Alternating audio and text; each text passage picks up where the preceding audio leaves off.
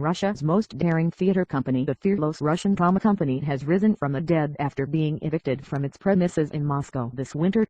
The eviction seemed at first to be a political death sentence, but does a theater with barely 100 seats really present a threat to the Kremlin?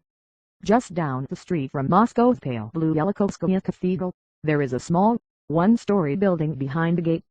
Attached to the railings, I read a hastily written cardboard sign with an arrow pointing to the courtyard. This is the new home of the embattled Moscow drama company Teatr Doc. Inside is a hive of activity in preparation for the reopening.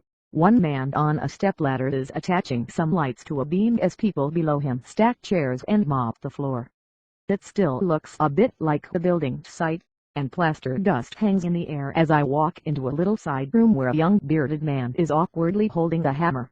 Alexei Krychevsky, whose day job is writing for a news website, is doing his best to put up coat pegs. He is one of an army of volunteers who have come to clear rubble, lay bricks, sand and paint over the past 6 weeks. Actors, directors, students and members of the audience have all lent a hand, he says. We never went hungry because people kept bringing in sandwiches and home-cooked food. It was a great atmosphere. When the Moscow government threw Teatr Doc out of a basement in the city center where it had worked for 12 years, the homeless company appealed to its audience for help.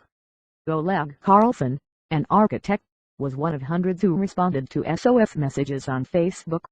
He donated his time and expertise to turn a semi-derelict structure, once part of an 18th-century nobleman's estate, and later the fish shop, into Doc's new base.